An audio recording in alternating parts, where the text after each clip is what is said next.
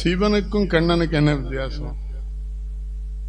சிவனுக்கு பிறப்பும் இறப்பும் கிடையாது. திருமால் தான் 10 அவதாரம் அனுப்பு மறைஞ்சு போவார்.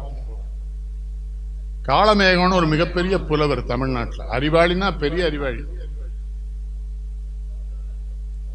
இந்த பக்தி வழிபாட்டில் என்ன பிரச்சனைலாம் இருக்கு பாருங்க. காளமேகம் ஸ்ரீரங்கத்து கோயில்ல மடையன். மடையன்னா என்ன அர்த்தம் தெரியுமா? தமிழ்ல சமயக்காரன். ஆனா அவனுக்கு காதல் திருவானை கோயில் சிவன் கோயில் தேவதாசிட்ட. தினசரி பெருமாள் கோயிலேருந்து அக்கார அடிசில் எல்லாம் எடுத்துட்டு வீட்டுக்கு வந்துடுவான். மார்கழி மாதம் வரும்போது அந்த பிள்ளைக்கு என்ன சங்கடம் வந்துடுதுன்னா, திருவம்பாவையில் எம் கொங்கை நின் நண்பர் எல்லாரும் தோல் சேர இருக்கேன்னு அது பாடணும். இவன் போறான், அது கதவை சாட்டி திறக்க மாட்டேங்குது. நான் எப்படா சிவபெருமான் முன்னால உன் பக்தனை தவிர வேற ஒருத்தரோட இருக்க மாட்டேன்னு பாட முடியாது, நீ போயிருங்க. ஏய் ஏய் சினிமா கச்சேரி இல்லை என்ன என்னங்கடா நாட்டில் சொல்ல முடியாது. இவனும் எம்எல்ஏ ஆனாலும் ஆயிடுவான். அது வேற நம்ம சங்கடப்படணும். கேட்டீங்களா? நாட்டில் எதுக்கெல்லாம் மாறி இருக்கான் பாருங்க. அந்த படியிலேயே வைஷ்ணவத்திலேருந்து சைவத்துக்கு மாறிட்டான் பொண்ணுக்காக. மறுநாள் காலையில் ஸ்ரீரங்கம் கோயிலுக்கு அவன் போகிறான். நாமம்னா இல்லை திருநீர் விட்டுருக்கான் போகிறான். அங்கே ஐயங்காரடி சும்மா இருப்பாங்களா? பிள்ளையாருக்கு நாமத்தை போட்டு, நீ தான் அங்கே போயிட்ட பாரு, உங்கள் சிவபெருமான் மகன் பிள்ளையார் எங்கிட்ட வந்துட்டான். இவன் அறிவானவன் காளமேகம். நான் அவனும் பிள்ளைமாராக இருப்பான்னு ரொம்ப நாள் நினச்சிக்கிட்டு இருந்தேன். ஏன்னா நம்மகிட்ட தான் அந்த சேட்டையெல்லாம் இருக்கும். இவன் எடுத்த உடனே சொல்கிறான் அவன்கிட்ட, தந்தை பிறந்து இரவா தன்மையினார், தன் மாமன் வந்து பிறந்து இறக்கும் வன்மையினார், வீண் இக்கு வேளை எரித்தான் மகன் மாமன் காணி. அவன் என்ன பதில் பாருங்க. இவங்க அப்பா பிறக்க மாட்டார், சாக மாட்டார் சிவபெருமான். ஆனால் மாமா பிறந்து செத்து போவான். அதனால் அவன் சொத்தை எவனும் எடுத்து போகக்கூடாதுன்னு நாமத்தை போட்டு அடையாளத்துக்கு உட்காந்துருக்காருன்ட்டான். கேட்டீங்களா? காலமே இந்த கண்ணன் பாத்திரம் ஒன்று தான் இந்தியா முழுவதும் பரவி கிடக்கு. சுவைக்க, ரசிக்க, எல்லா விதத்திலையும் பார்க்க. உங்களை நிறைய படித்தவங்க இருப்பீங்க. ஒரே ஒரு கேள்வி கேட்குறேன். இந்த கர்ணன் மட்டும் எப்படி கொடுக்குறவனானா? யாராவது சொல்லுங்களேன். பாண்டவர்ல மூத்தவன், அவன் மட்டும் எப்படி அள்ளி அள்ளி கொடுக்குற மாதிரி ஆனான்? அவன் பிறந்தது சூரியனுக்கு. சூரியன்னா உலகத்து உயிரிலே கிடையாது. உலகத்து உயிர்களுக்கு பூரா வாழ வைக்கிறவன் சூரியன். அவன் தான் நம்ம எல்லாத்தையும் காப்பாற்றிருக்கான், வாரி வழங்குறான். அவனுக்கு பிள்ளைய பிறந்தா எப்படி கொடுக்காம இருப்பான்? அவனுக்கு அண்ணன் யாரு? அண்ணன் சனீஸ்வரப்பான். அவனும் சூரியன் மகன். அவன் மூத்தவன், அவன் இளையவன். நம்ம ஜோதியங்கள்லாம் தப்பா சொல்லுவாங்க. சுக்கரதசன்னு சனி தான் அள்ளி கொடுப்பான், சுக்கரன் அழிச்சிருவான். எல்லாத்தையுமே தப்பா படிக்கிறான். பாருங்க, என்கிட்ட வந்து கோவப்படுறான். அண்ணாச்சி எங்களை திட்டுறீங்களே. எங்க திட்டல. அதான் என்னன்னா, உண்மை பேசுங்க. உண்மை பேசினா அண்ணாச்சி முரடரு, திட்டுறாரு. சுக்கரதசை கெடுத்துரும். சனி தான் அது பொங்கு சனிப்பாங்க நம்ம பெரியவங்க. தூக்கி குந்தி போஜ மன்னனுக்கு குழந்தை இல்லை. ஒரு யாதவ குல பெண்ணை 14 வயசு பிள்ளைய வளர்க்குறான் அவன். அந்த காலத்தில் மன்னர்கள் அரண்மனைக்கெல்லாம் அடிக்கடி சாமியார்கள் போவாங்க. உங்க எல்லாருக்குமே தெரிஞ்ச ஒரு பாப்புலரான சாமியார் துர்வாச முனிவர். கோவப்பட்டுக்கிட்டே இருப்பான். அவர் வேற வேலையே கிடையாது. முனிவர்னு பேரை போடணும்னா முனி, எல்லா முனியையும் துறந்தவர்களுக்கு தான் முனிவர். அவர் துறக்கவே இல்லை. அந்த துர்வாச முனிவரை மன்னன் அந்த 14 வயசு வளர்ப்பு கொண்ட கொடுத்து, நீ பார்த்துக்க வரேன். அது 2 மாசம் பார்த்துருக்கு. ஒரு இடத்துல உள்ள துர்வாசரை கோவப்பட விடலை. அப்போ துர்வாசர் கிளம்புற அன்னைக்கு அந்த பொண்ணை கூப்பிடுறாரு. எங்க வேணா வருதுப்பா கூப்பிடுறாரு. உனக்கு திருமணம் ஆகும், ஆனால் குழந்தை இல்லாமல் போயிடும். உன் கணவனுக்கு குழந்தை பெருக தகுதி இல்லாமல் போயிடும். அதனால நான் ஒரு மந்திரத்தை உனக்கு சொல்லித்தரேன். இந்த மந்திரத்தை சொல்லி எந்த கடவுளை கூப்பிடுறோ அவன் வருவான், அவன் அம்சமாக உனக்கு ஒரு குழந்தை வரும்ட்டான். 14 வயசு பிள்ளைகிட்ட சொன்னா சோதிச்சு பார்க்காதா? அந்த பிள்ளை முட்டமாளில் போய் இன்னைக்கு சூரியனை பார்த்துட்டு இருக்கு. அப்போ இவனை கூட்டா வருமானா நினைச்சு மந்திரத்தை சொல்லு. அவன் வந்துட்டான். வந்ததுக்கப்புறம் பதறது, நான் கண்ணி திருமணம் ஆகலை, நீ போயிருங்க. அவன் என்ன பதில் சொல்றான்? நான் மந்திரத்தை கட்டுப்பட்டு வந்திருக்கேன், நீ என்ன போக சொன்னா அந்த முனிவனையும் உன்னையும் அழிச்சிருவேன், உங்க அப்பாவையும் அழிச்சிருவேன். பயந்த பிள்ளை உடன்படுது. அதுல பிறந்தவன் தான் சூரியகுமாரன் கர்ணன். ஆனால் அவன் ரொம்ப அவ காலத்தில் தொட்டில் குழந்தை திட்டம் இல்லை போலுக்கு, கட்டிடம் ஆற்றுல வச்சு விட்டான். ஆனால் அறிவான பெண் தன்னுடைய சேலை ஒன்று அடையாளத்துக்கு வச்சிருக்கா. எங்கேயாவது கண்டுபிடிக்கணும்னா அது மிதந்து வருது, ஒரு தேரோட்டி அவளை எடுத்துடலாம். குருச்சேத்திரத்தில் அவன் கொண்டு வளர்க்குறான். அவன் மனைவிக்கு குழந்தையில ரொம்ப பெரிய அன்பா வளர்க்குறாங்க. அந்த குழந்தை சகல விதமான தெய்வ அம்சமும் அவனை பார்த்தா இருக்கு. கவசம் இருக்கு, கொண்டம் இருக்கு, ரொம்ப தேஜஸா இருக்கான். ஆனால் நம்மளை மாதிரி கருப்பு தான் அவன். எனக்கு ஒரு பெருமை இல்லை, நான் கர்ணன்லாம் நம்மளை மாதிரி கருப்பாக இருந்திருக்கான் அப்படின்னு வளர்ந்துட்டு இருக்காங்க. வளர்ந்துட்டு இருக்கும்போது இங்கே என்ன ஆகுது, வரிசையா ஒரு சாமிக்கு ஒரு குழந்தைய பெறான். அடுத்தால தர்மராஜனுக்கு தர்மன், அப்புறம் வாயுபுத்திரன் பீமன், அப்புறம் இந்திரனுக்கு மகன் அர்ஜுனன். வரிசையா ஒரு 5 குழந்தை. பாண்டு இருக்கிறான். பாண்டுவும் தொட்டா இறந்து போயிடுவான், இறந்தும் போயிடும். ஊர்ல திருதராஷ்டிரம் இருக்கான். அவங்க அம்மா அந்த கதையை பொம்பளை இப்படிலாம் இருந்திருக்கு. அவங்க அம்மா ரொம்ப நல்லவா. அந்த மனசுக்குள்ள தப்பு இருந்திருக்கு. அந்த மொதப்ப குருடனா பிறந்தான். அதனாலதான் அவன் ஆட்சிக்கு வர முடியல, அவன் ஊனமுற்றவனா இருக்கான்னு பாண்டு ஆட்சியில் வைக்காங்க. அதில்தான். ஆனால் அப்புறம் பாண்டு காட்டுக்கு போயிடறான், அங்கே ஆள முடியாம பையங்களை வச்சு ஆண்டுக்கிடுங்கன்னு. ஆனால் அங்கே என்ன நடக்கு, பீஷ்மர் அவங்க ஒரு அற்புதமான கேரக்டர். அந்த பாரதத்தில் எனக்கு ரொம்ப பிடிச்சதியா, எல்லாரையும் காப்பாற்ற பிறந்த பீஷ்மர் 8ஆம் நம்பர் 8ல் பிறந்தான். எல்லாத்தையும் சரி செய்ய வந்த பகவான் கண்ணன் 8. இந்த எல்லாத்தையும் பெரிய பிரச்சனை பண்ண சகுனி 8வது பிறந்தான். மன்னிச்சுக்கிடுங்க, நானும் 8வது தான் பிறந்தேன். என்னோட கண்ணதாசன் 8வது தான் பிறந்தேன். அப்ப என்னாச்சுன்னா எல்லா 8ம் மோதுது. ஒருத்தன் பரமாத்மா. பீஷ்மர்னு பேர் அவனுக்கு ஏன் வந்துன்னா, அவன் தேவவிரதன் ஒரு ஆள் தான். அவன் அப்பா மன்னரா இருக்காரு குருச்சேத்திரத்தில். அவரு அவங்க அப்பா திடீர்னு ரொம்ப மெல்லிஞ்சு போறாரு, சாப்பிட மாட்டேங்கிறாரு. தேவவிரதனுக்கு சந்தேகம் வருது. அப்பாவுடைய எப்பவுமே பெரிய மனுஷன் மேல சந்தேகம் வந்தா டிரைவர்கிட்ட தான் கேட்கணும். அதாங்க டிரைவர் போட்டோ எடுக்கான், டிரைவர் தான் கேட்கணும். தேரோட்டிட்டு போய் கேட்கறான் தேவவிரதன், அப்பா ஏன் மெலிஞ்சிட்டாங்க, ஏன் இப்படி இருக்கான்னு. அவன் சொல்லிட்டான், அங்க ஒரு மீனவர் குல மன்னன் இருக்கான், அவன் மகளை உங்க அப்பா விரும்புறாரு. இந்த காலத்து பிள்ளைகிட்ட சொல்றேன், அப்பாவுக்கு அந்த பொண்ணை பேசுறதுக்கு இவன் போறான் தேவவிரதன். அந்த மீனவ மன்னன் அருமையான கேள்வி இருக்கிறான், நான் பொண்ணு கொடுத்துறேன், ஆனா நாளைக்கு நீ தானே வாரிசா வருவ. அப்போ இவன் சொன்னான், நான் வாரிசா வரமாட்டேன்னு சொல்லிடுறேங்க. நீ கல்யாணம் பண்ணி எவனா பிறந்தா அவன் வாரிசாயிருவான்லாங்க. கல்யாணமே பண்ண மாட்டேங்கிறான். அப்பதான் வானத்திலிருந்து அசரீரி அவனை செயற்கரிய செயலை செய்தவன் தான் பீஷ்மருங்கிறது வர முடியல. ஆனா அவன் அந்த குருச்சேத்திரத்தில் எவ்வளவு தவறு நடந்தாலும் காப்பாற்றணுங்கிற அந்த தந்தை கொடுத்த வாக்குறுதிக்கு வாழ்றவன். கண்ண பரமாத்மா வந்ததே இவன் எல்லாரையும் கொள்றதுக்கு தான் அவர் வந்தார். அவர் என்ன பண்றார், இந்த பஞ்சபூதங்களுக்கும் பிறந்த குழந்தைகளோடு தான் இருக்கிறார். நான் மறந்துடக்கூடாது, கடவுளுங்கனால அந்த பஞ்சபூதங்களோட தொடர்பு, அந்த 5 பேரும் பஞ்சபூதத்துக்கு பிறந்தவன் தானே, அவங்களோட தொடர்பில் இருக்கிறார். கர்ணனுடைய வளர்ச்சி அவனுடைய அறிவாற்ற அந்த பிறப்பு, சூரியனுக்கு பிறந்த பார்த்தீங்களா, ஜொலிக்கிறான், எல்லா வித்தையும் அவனுக்கு சிறப்பாக கை மேலே வருது. அப்போ யாரு சிறந்த வீரர்கள்னு பார்க்கறதுக்கு இந்த அங்க மன்னட்டப்புறம் அந்த காலத்தில் ஐயர்கள் தான் வந்திருக்கான். துரோணாச்சாரியாரு, கிருபாச்சாரியாருன்னு பூரா பிராமணாடு. அவங்க தான் வில்லுலாம் சொல்லி கொடுத்துருக்காங்க அந்த காலத்தில்.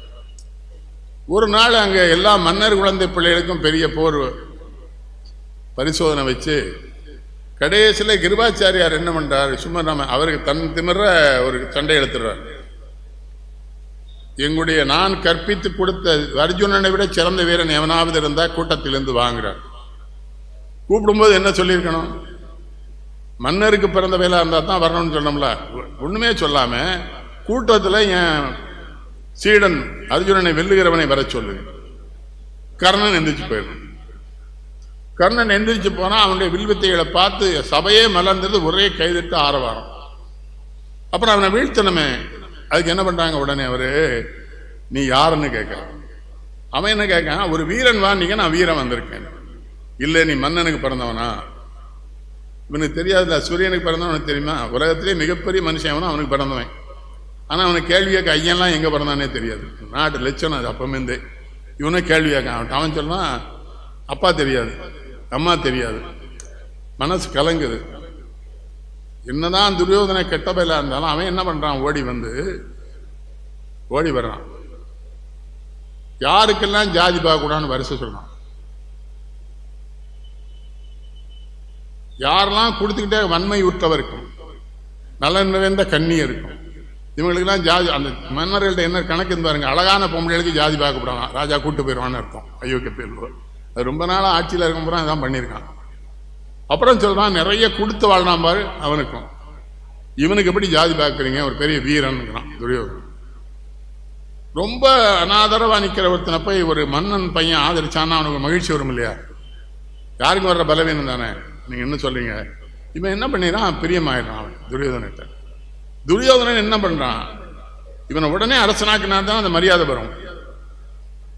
கேட்டாப்பன் தேர்தல் நடந்து மூணு நாள் கழித்து தான் மந்திரியை தேர்ந்தெடுக்க முடியுது நம்ம நாட்டில் வச்சோம்.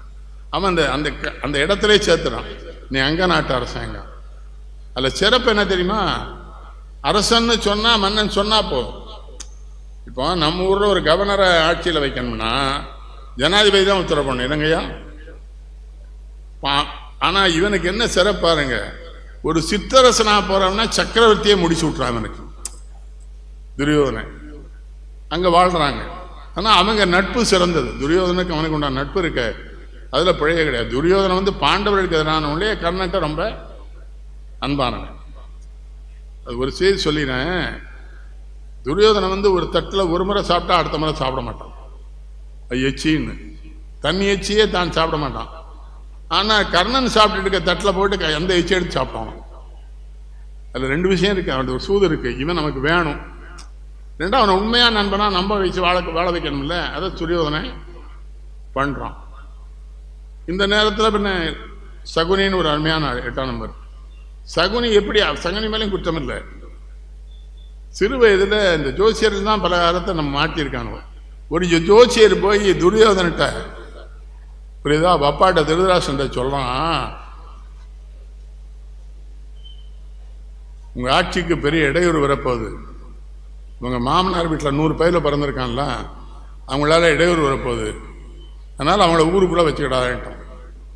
திருதராஷ்டிரன் என்ன உத்தரப்பட்டாரு, மனைவி காந்தோரடி பிறந்த 100 பேரையும் கொண்டு பாதாளச்சேரில் அடைச்சாச்சு. 100 பேருக்கு சாப்பாடுனா ஒரு உருண்டை சோறு.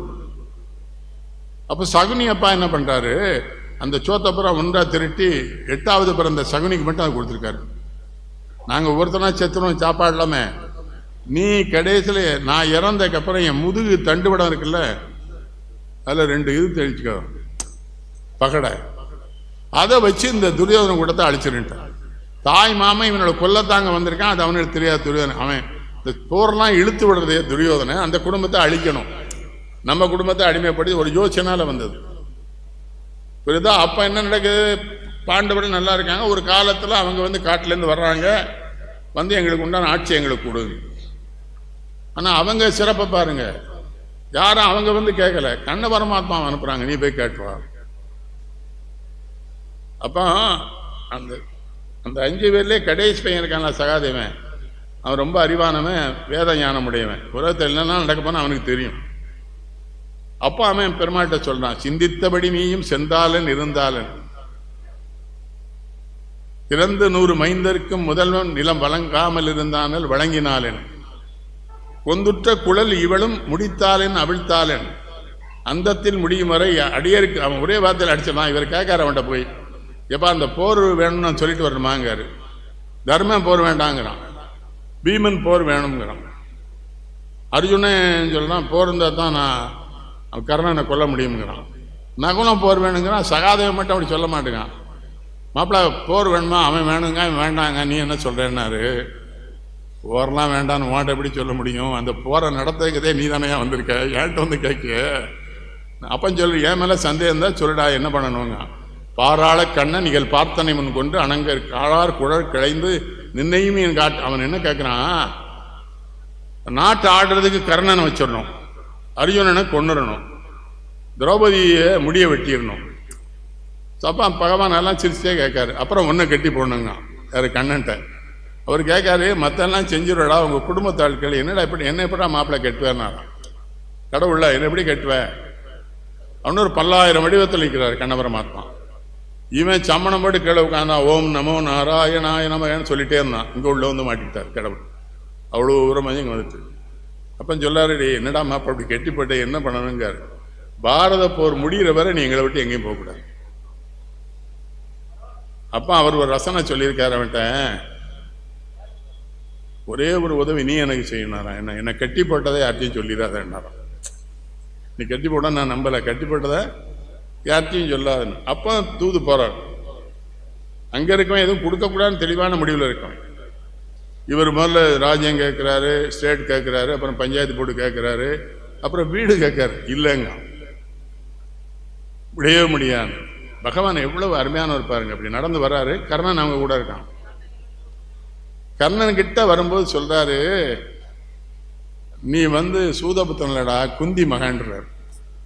இவருக்கு அவன் தேவை. அவன் மனசை கலைச்சாத்தான அவன் யுத்தத்தில் சரியா இருக்க மாட்டான். நம்ம அம்மா தான் குந்தின்னு அவன் உடனே சொல்றான், நான் குந்திக்கு மகனாவே இருக்கட்டும், இவ்வளவு நாள் சோறு போட்டு வளர்த்து என்ன மன்னன் ஆக்கினானே, அவனை விட்டு நான் வர முடியுமான்னு. நீ சொல்றது உண்மைதான், நான் ஒத்துக்கிறேன். கண்டால் விளவின் கனியூத்தும் களையால் நிறையின் கனமழைத்தும் குண்டால் மழையின் குலம் தடுத்தும் குலவும் செவ்வர் கோபாலா இன்றால் எனது பிறப்புணர்ந்தேன் என்று அன்புருகி எம்பியர்பால் சென்றால் என்னை நீ அறிய உலகம் என்ன பார்த்து சிரிக்கல. இப்ப நான் அவங்களை விட்டு போனான்.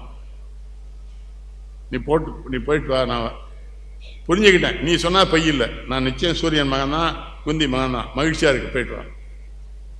இவர் இங்க என்ன பண்றாருன்னா, குந்தி அம்மா கேட்குது, என்னடா மருமனை போயிட்டு வந்தியா? இல்லை அவனை ஒன்றும் ஊசி அளவு நிலம் கூட தரமாட்டேன்ட்டானுங்க அப்படின்ட்டு சொல்றாரு. ஆனால் ஒரே ஒரு சிக்கலுக்கு அத்தை, போரில் கர்ணன் உயிரோடு அர்ஜுனனை கொண்டுருவான். அர்ஜுனனை கொண்டா அவன் மக்கமார் 5 பேருமே செத்து போயிடுவான். அது ஒன்று தான் எனக்கு தெரியலங்க. அப்போ குந்தியம்மா கேட்கறான், அவன் கர்ணனை எப்படிலாம் என்னடா பண்ணுறதுன்னு. நான் ஒரு செய்தி கேட்பேன், உண்மை சொல்லுவியான்னு கேட்காரு. கடவுளுக்கு தெரியாமல் அது இருக்குமா? நீ கன்னியா இருக்கும்போது சூரியகுமாரனுக்கு ஒரு பிள்ளை பற்றிய நினைவு இருக்காங்க. அப்போ சொல்றா, இல்லை உங்க அப்பாவும் தாத்தாக்கே தெரியாது, உனக்கு எப்படி அவனுக்கு தான் எல்லாம் தெரியுமே. அதுதானே நம்ம ஆட்கள் சொல்றான், கண்காணி இல்லை என்று கள்ளமல்ல சிவார், கண்காணி இல்லா இடமல்லை காணுங்கால், கண்காணியாக கலந்தங்கும் நின்றாரே கண்காணி கண்டார் களவழிந்தார். திருமலர் சொல்லாரு, எல்லா இடத்துலையும் கண்காணிக்க கடவுள் இருக்கான். எல்லா இடத்துலையும் கடவுள் இருக்கான்னு சொல்லான கூட ஒரு வேளை நம்பி நடக்க மாட்டேக்கானே.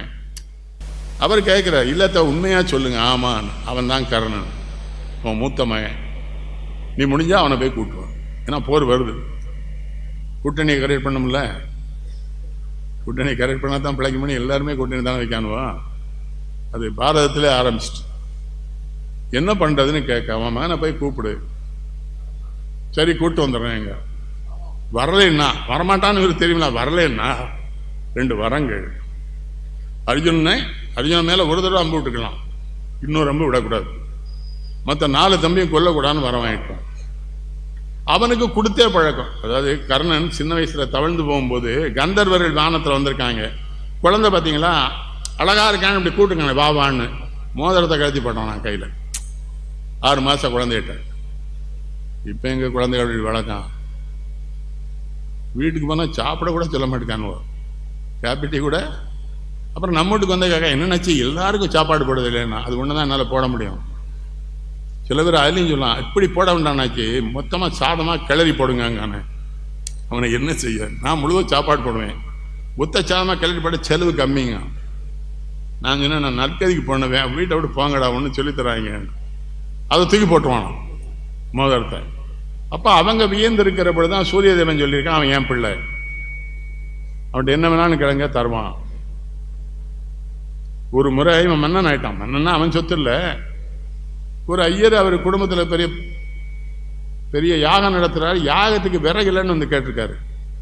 என்ன பண்ணிக்கான் தெரியுமா, அரண்மனையில் தூண் நிற்கும்லாம், மரத்தூணு, இதில் ஒரு 10 மரத்தூணை வெட்டி கொண்டு போய் எரிச்சுக்கொண்டு இருக்கோம். எங்க கொடுக்க, நான் நேற்று சொன்னல, சில பேர் 8 அணாவை கைவிட்டு எடுத்து கடைசியில் பிச்சைக்காரன்ட்ட 4 நாள் கொடுக்கும். அவன் சொன்னா 10 ரூபீஸ் குறைஞ்சி நாங்கள் வாங்குறதுல, நீ போய் பிச்சை எடுங்க. நான்லாம் கார்கிட்ட வந்தால் 20 ரூபா கொடுத்துறேன். 20 ரூபாய் வச்சாலே ஒரு டீ தான் குடிக்க முடியும், அதுக்கு மேலே ஒன்றும். ஒரு முறை சென்னையில் என் பையன் சினிமாவில் இருக்கானா, அவன் நான் என் மனைவி புற்றுநோயில் சங்கடம், கடற்கரைக்கு டெய்லி கூப்பிட்டு போவோம்.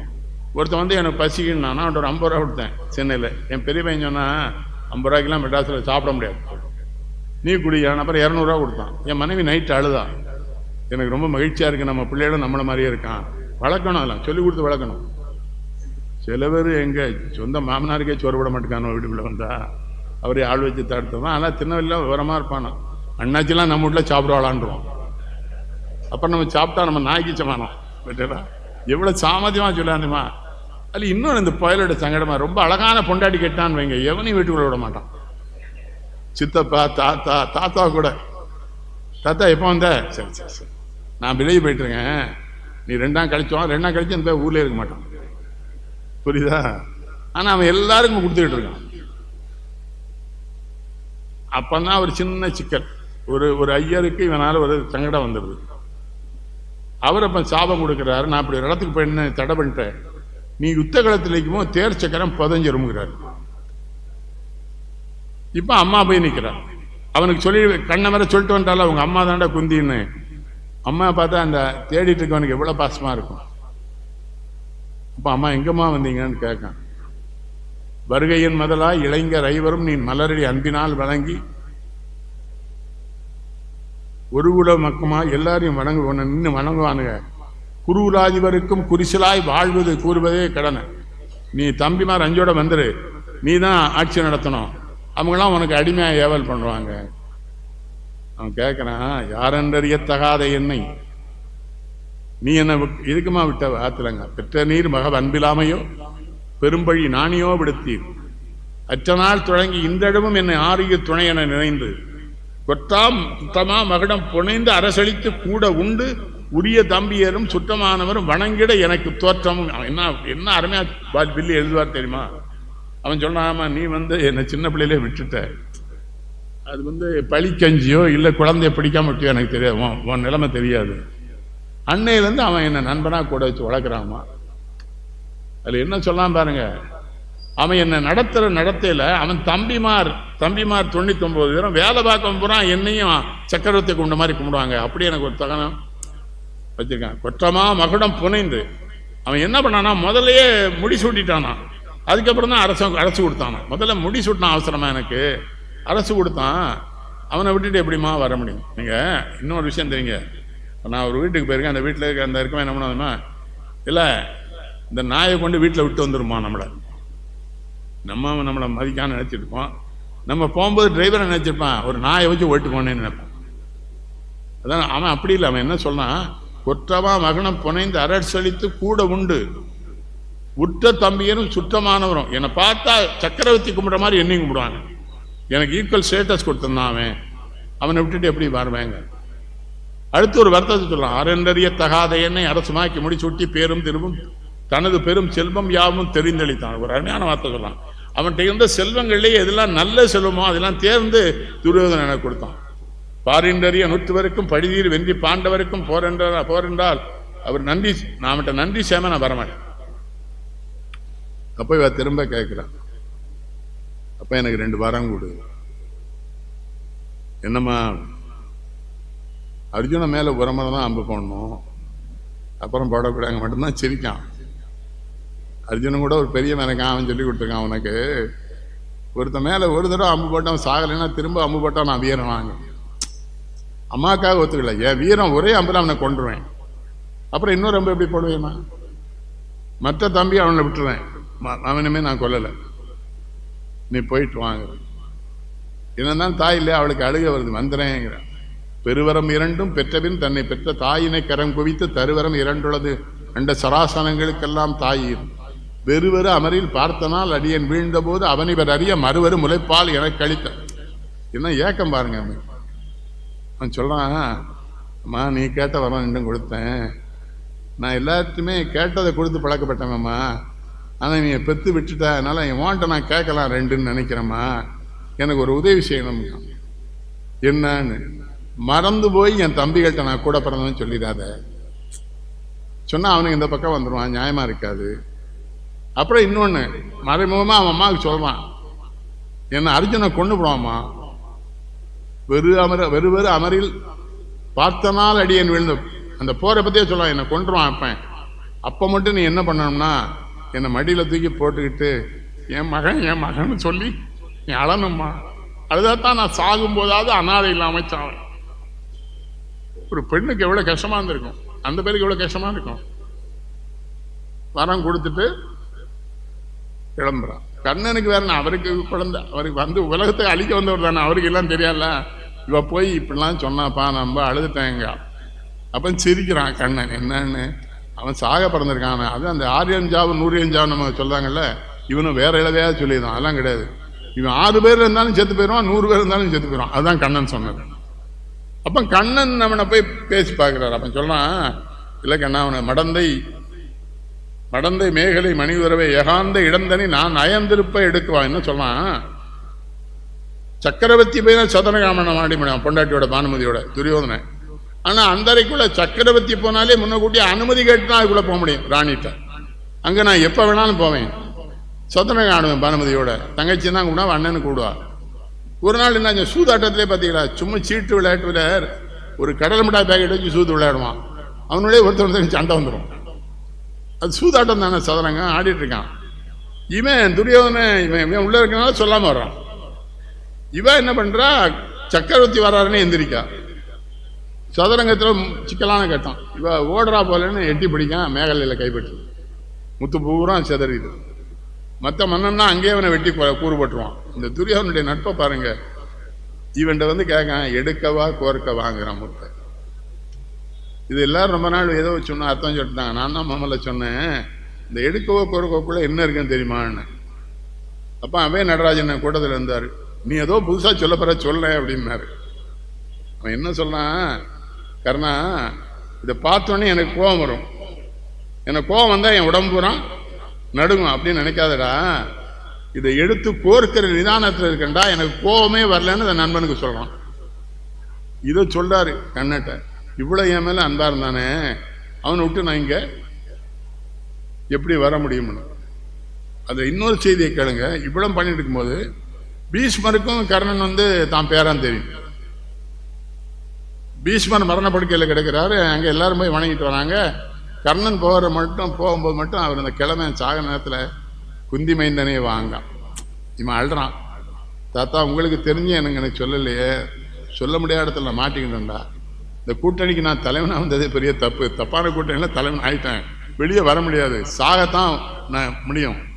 ஆனால் இப்போ நீயே வணங்க வந்திருக்க சொல்றேன்டா, நீ வந்து குந்தி மைந்தன், நீ வந்து துரியோதனுக்கு நண்பனுடைய சூரியன் பிள்ளடா நீங்கிற. இவனுக்கு ஒரு மகிழ்ச்சி வருது. ஏன்னா தாத்தா இந்த ஊர்லேயே பெரிய தாத்தா, அவர் நம்மளை அங்கீகாரம் பண்ணிட்டாரு அப்படின்ட்டு வரான். கண்ணன் என்ன பண்ணி வைக்கிறாரு, அர்ஜுனன்ட்ட சொல்றாரு. அர்ஜுனன் சொல்றான், வந்து தானா வீரம் பேசான், வரட்டும் அவன் நான் எப்படி பண்ணேன்னு. மாப்பிள்ளைங்க வா, நீ அவனை கொன்றுவேன்னு நான் ஊருக்கு போறேன்ட்டு. இவர் இருந்தா தான் கொல்ல முடியும். நீயே கொண்டுக்கிடுவா, சரி நான் போயிட்டு வரேன், எங்க நாட்டுக்கு போறேன். அப்புறம் தான் குந்தியம்மா தலையிடுது. இல்லப்பா மாமா இருக்கட்டும். போற நடக்கு. கர்ணனை ஒன்றும் செய்ய முடியல அவங்களால. அவன் தான் ஒரு அம்பு பட உரிமை வாங்கிட்டான்ல அம்மாட்ட. இந்த ஒரு அடம்ப போட்டுறான்ல, அதுதான் கடவுள் என்ன பண்ணாரு, ஒரு அமுக்கமுக்குனாரு தலைப்பை. அதான் தலைக்கு வந்து தலைப்பாயிட்டு போயிட்டு இந்த நம்ம ஒரு வசனம் சொல்றோமே, அது அதுல வந்தது. அப்புறம் அந்த ஐயன் சொன்னான்னு சொன்னால அதுல அந்த சக்கரம் புகஞ்சிக்கிது. அர்ஜுனன் நேர்மையா இருக்கான், அம்பு போடுங்கிறார் பகவான். இல்லை அவன் ஆயுதம் இல்லாமல் இருக்கானேன்னு. உன் மகனை ஆயுதம் இல்லாமல் தானே எல்லாரும் கொண்டானுங்க. ஸ்பீட் பண்ணுறதுக்கு ஒரு இடம் வேணும்ல. அபிமன்யு 8 பேரும் சுத்தின்னு கர்ணன், துரியோதனன், துச்சாதனன், இவர் பீஷ்மர், துரோணாச்சாரியார், கிருபாச்சாரியார், அஸ்வத்தாம எல்லாரும் சுத்தின்னு தானே உன் பிள்ளைய கொண்டாங்க. அது நியாயமா? அப்போ இன்னைக்கு உன் பிள்ளையும் உங்க அம்மா அப்பாவும் காப்பதான் அவனை அப்புறம் தான் அம்பு போடணும். ஆனால் அவன் செத்து போக மாட்டேன். அது சினிமாவில் நல்லா காமிச்சிருப்பார் ஏபி நாகராஜன். தர்ம தேவதையை வந்து அழுற மாதிரி அவன் செய்த புண்ணியங்களை அவனை காப்பாற்று. உங்கள்கிட்டையும் சொல்றேன், புண்ணியம்னு செய்யாதீங்க, கொடுக்கறது இயல்பா இருக்கு. கேட்டீங்களா? சில பேர் வேப்ப மரத்துக்கும் ஆலமரத்துக்கும் கல்யாணம் பண்ணி வச்சாங்க. ஆனால் என்ன பத்மாரு, அதில் என்ன நன்மை விளைய போகுது? ஊரில் ஏதாவது ஏழை பிள்ளை கல்யாணம் பண்ணி உதவு. அவனுக்கு என்ன சங்கடம் வருதுன்னா, சரி ஐயர் கொடுத்த சாபம் பலிச்சிட்டு அவன் மனசுக்குள்ள கர்ணன் நினைக்கிறான், என்ன இருந்தாலும் அர்ஜுனன் நம்ம தம்பி வீரன், நேர்மை ஏற்றி என் மேலே அம்பைய மாட்டான். ஆனால் மேலே உட்கார்ந்துருக்கவர் எல்லா நேர்மையும் கொலவுஸ் பண்ணுறவர் தானே நம்ம கடவுள். அவர் பாரதம் பூரா அவர் பண்ண பொய்களும் துரோகமும் திருட்டுத்தனமும் தானே. ஓடு மாப்பிள்ளைங்க மழை அம்ப போடுறான், அவன் சாக மாட்டான். அப்போ இவன் கேட்குறான், இவ்வளோ அம்பு போட்டேன் மாமான்னு. அவன் செய்த புண்ணியம் அவனை காப்பாற்றிட்டு இருக்கு, நீங்கள் நானும் சேர்ந்தாலும் அவனை கொல்ல முடியாது, இப்போ நான் ஒரு வேலை செய்கிறேன் பாருன்ட்டு இவர் போகிறார். போனால் அவன் அந்த மயங்கி கிடக்கான் மேலே. சிவாஜி நல்லா நடிப்பார் அந்த படத்தில். அதுலேயும் என்டி ராமனே நினச்சி தானே ஆந்திராபுரம் ஓட்டு போட்டானு. அவனை எம்ஜிஆரையாவது மனுஷன் நினச்சி ஓட்டு போட்டான், அவனை கடவுள்னே நினச்சானுங்க. அவன் வீட்டு போனால் தேவுடுன்னு வந்து கும்பிட்டு நிற்பானுங்க. கேட்டீங்களா? போய் கேட்குறான்.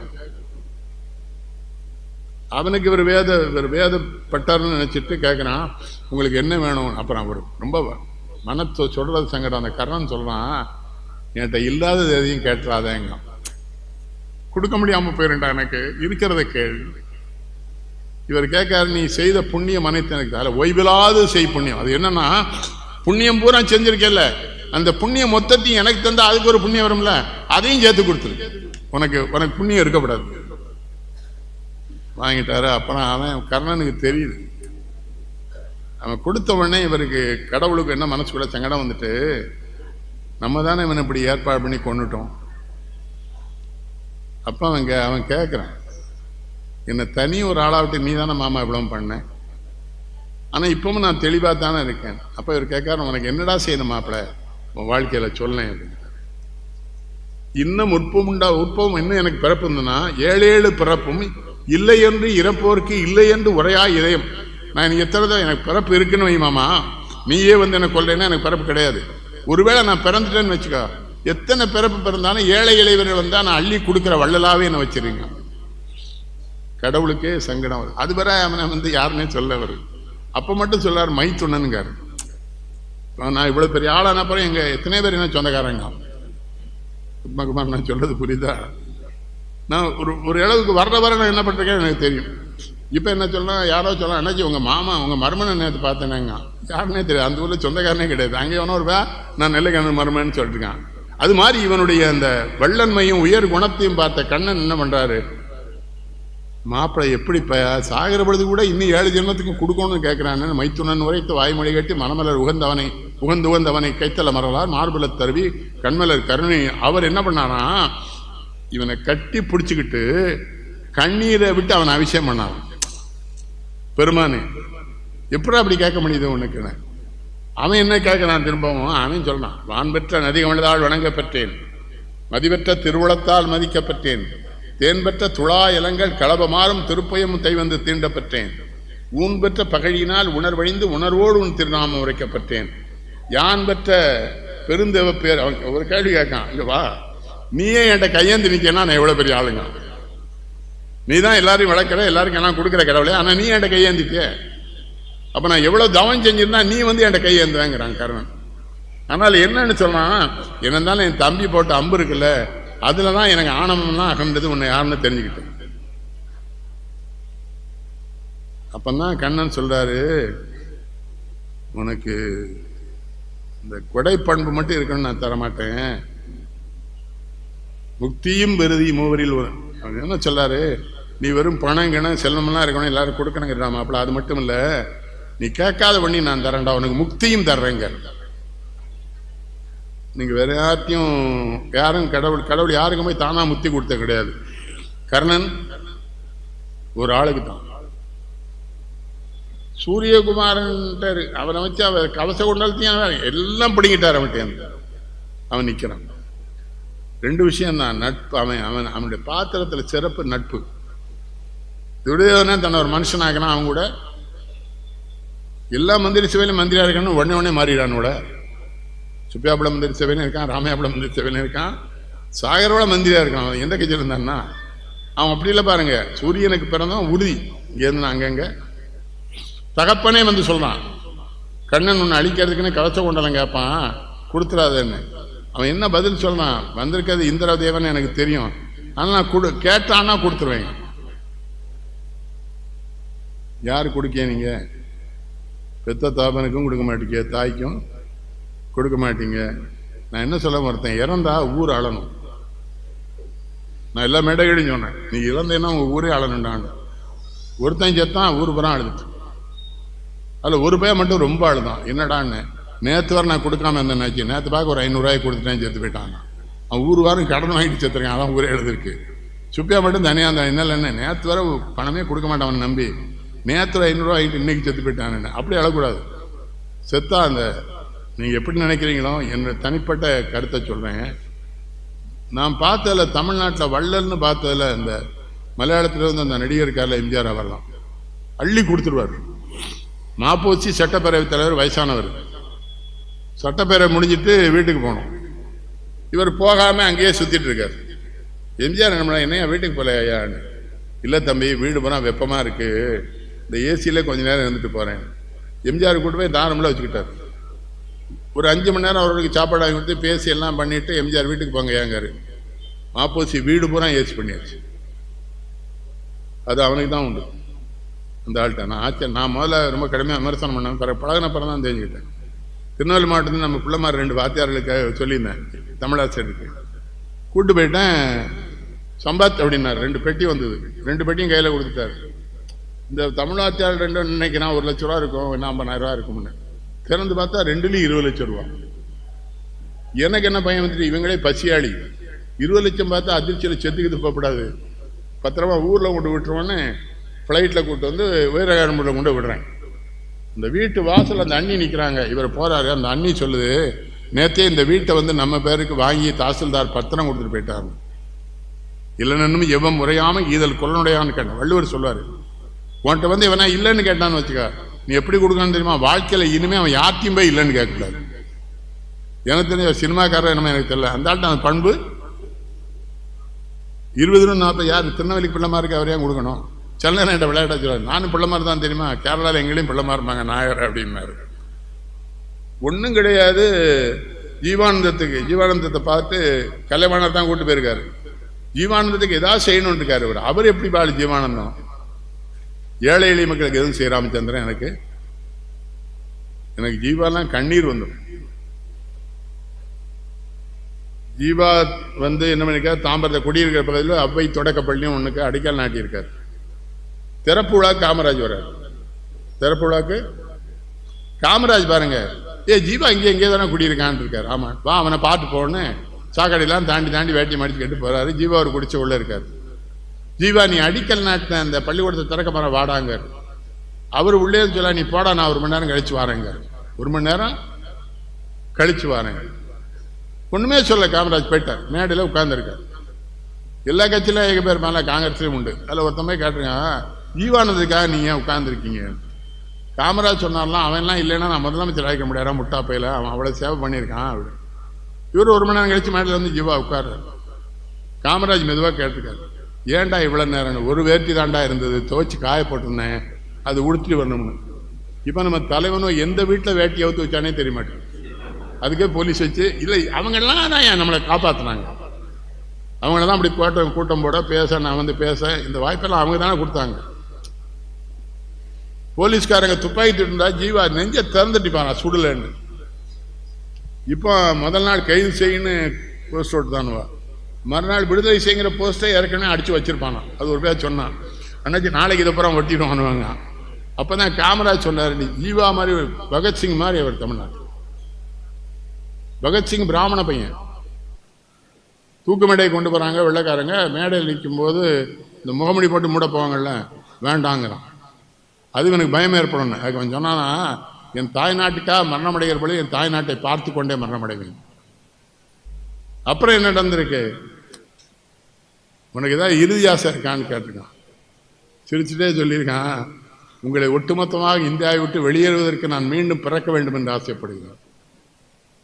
இந்த ஒரு ஜட்ஜு தான் வந்து அந்த உத்தரவை நிறைவேற்றின தூக்கு தண்ணி. அப்போ அந்த ஜட்ஜை பார்த்து சொன்னான், I think that you are the luckiest person in the world சொல்லியிருக்கான். உலகத்திலே ஒரு வீரன் தன் நாட்டுக்காக மரணமடைகிற இளைஞனை, சிரிச்சுக்கிட்டே மரணமடைகிறவனை பார்க்குற வாய்ப்பு உனக்கு தாண்டா கிடைச்சிருக்கு வெள்ளைக்கார பயிலங்க. நான் ஜீவா பேச்சு அப்பாட்ட சின்ன வயசில் சொன்னேன். எனக்கு 8 வயசு ஒரு மோரிஸ் மேனர் கார் உண்டு, அப்போ சின்ன கார். அதில் கூட போய் அம்பாசபத்தர் ஜீவா பேசினாங்க. காதலெல்லாம் இயரிங் எய்டு, ஒரு டிராயரும் ஒரு பனியனும், ஒரே ஆட்டம் தான் மேடையில். அப்போ நான் சின்ன பிள்ளை தானே கேட்குறேன், 50 பேர் தான் இருந்தாங்க, 3 மணி நேரம் பேசுகிறீங்களே ஏன்னு. இந்த 50 பேர் 500 பேர் சொல்லுவான், 500 பேர் 5000 பேர் சொல்லுவான், போவோம் எல்லாத்தையும். நம்ம வேலையை நம்ம கடமையாக பண்ணி எங்கே பேசினாலும் எவ்வளோ நேரம்னாலும் பேசுனார். அது அவர் சொல்லி கொடுத்தது. ஈவி.கே. ஸ்ரீனிவாசன் அப்பா தான் ரூபா கேட்கணும்னு சொல்லி கொடுத்தவர். நானும் ஒரு கூட்டத்தில் பேசிருக்கேன், தம்பி நீங்கள் ரூபா வாங்குவீங்களா? இல்லைன்னு. வாங்கணும்னார். அவன் நம்மளை அந்த விதத்தில் கெடுத்தான்னு வைங்களேன். நான் என்ன சொல்கிறேன், கர்ணனையெல்லாம் படிக்கிறது பெருசு இல்லை.